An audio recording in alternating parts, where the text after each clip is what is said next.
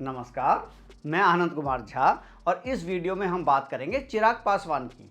क्या अब चाचा भतीजे की लड़ाई की वजह से बीजेपी को नुकसान होने जा रहा है क्या? क्या चिराग पासवान नीतीश कुमार की राह पे चल पड़े हैं क्या? क्या चिराग पासवान पलटी मारेंगे क्या? क्या चिराग पासवान महागठबंधन के साथ जुड़ेंगे क्या? तेजस्वी यादव ने चिराग पासवान को ऑफर दे दिया है कि आप महागठबंधन में आइए और 8 सीटों पे चुनाव लड़िए।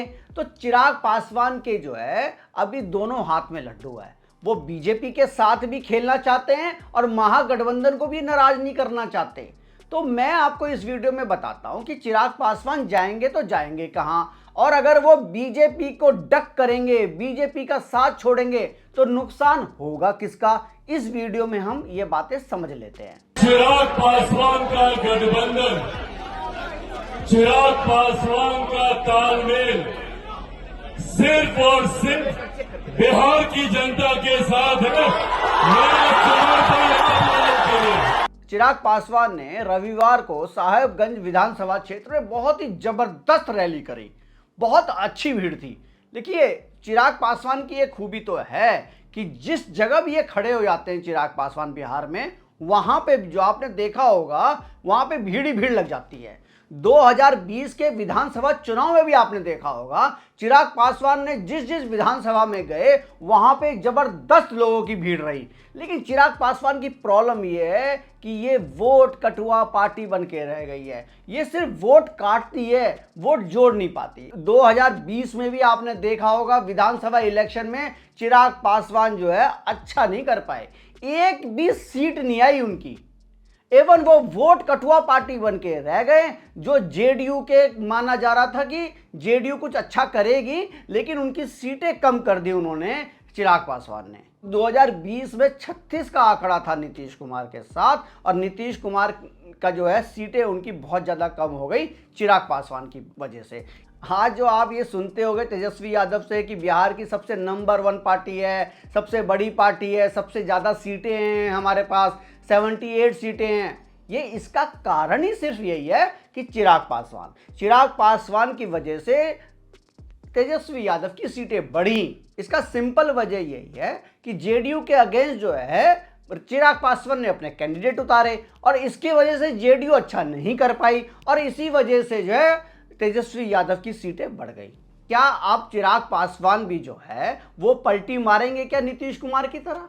दिख तो रहा है कि चिराग पासवान भी जो है पलटी मारने जा रहे हैं, और अब वो क्या हो सकता है महागठबंधन की तरफ से चले जाएं। साहबगंज विधानसभा क्षेत्र में जिस तरह से उन्होंने बोला कि मैं को जो भी अच्छा ऑफर देगा मैं वहां चला जाऊंगा, मेरे पास दोनों तरफ से ऑफर है, महागठबंधन से भी ऑफर है और बीजेपी से भी ऑफर है। लेकिन बीजेपी में सबसे बड़ी प्रॉब्लम है उनके चाचा पारस पासवान। चाचा भतीजे की लड़ाई में तो सबसे ज़्यादा नुकसान अगर किसी का होगा ना तो वो बीजेपी का ही होने वाला है। ये बात तो फाइनल है। पारस पासवान जो चिराग पासवान के चाचा हैं उनसे अलग हो चुके हैं। वो कह रहे हैं कि भाई मुझे जो हाजीपुर से लड़ना है। इधर चिराग पासवान भी इस पर हट पे अड़े हुए हैं कि उनकी ये पिताजी की सीट थी, तो वो चाहते हैं कि वहाँ से सिर्फ और सिर्फ चिराग पासवान लड़े। और बीजेपी इसी असमंजस में है कि भाई चाचा को मनाएं या भतीजे को मनाएं। यहाँ चाचा मनाते हैं तो भतीजा नाराज हो जाता है, और भतीजे को मनाते हैं तो चाचा कहता है कि अब जो है मैं बीजेपी को आंखें दिखाते हैं। तो बीजेपी जो है असमंजस में है। देखिए, बीजेपी के पास जो है अमित शाह जैसा चाणक्य है। अब वो चिराग पासवान से किस तरह से बात करते हैं, क्या वो चिराग पासवान को मना लेंगे या पारस पासवान को मना लेंगे, जो चिराग पासवान के चाचा जी हैं उनको मना लेंगे कि आप जो है समस्तीपुर से लड़ लीजिए। चिराग पासवान को बीजेपी वाले 5 सीटें देना चाहते हैं और 1 सीट जो है पारस पासवान को देना चाहते हैं समस्तीपुर से। 2019 के इलेक्शन में भी उस वक्त रामविलास पासवान हुआ करते थे, उस वक्त भी जो है बीजेपी ने एलजेपी को 6 सीटें दी थी, और 6 की 6 ये सीटें जो है ये लोग इजीली जीत गए थे। लेकिन इस बार जो है सिनेरियो अलग है। इस बार जो है दोनों चाचा भतीजे आपस में लड़ रहे हैं, तो इसका फायदा जो है हो सकता है कहीं तेजस्वी ना उठा ले। तो अब तो है सारा खेल चाणक्य अमित शाह पे आ गया है कि अमित शाह क्या खेल करते हैं, इन दोनों से कैसे बात करते हैं और इन दोनों को कैसे समझाते हैं। ये बात तो है, चिराग पासवान भीड़ जुटाने में तो नंबर 1 है। मुझे लगता है तेजस्वी से भी ज़्यादा जो है भीड़ जुटाने में जो है ना चिराग पासवान है। चिराग पासवान का स्लोगन है बिहार फर्स्ट, बिहारी फर्स्ट।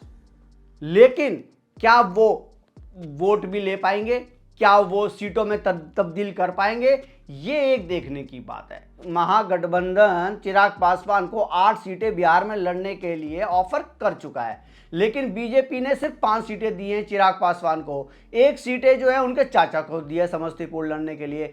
तो चिराग पासवान जाएंगे तो जाएंगे किधर?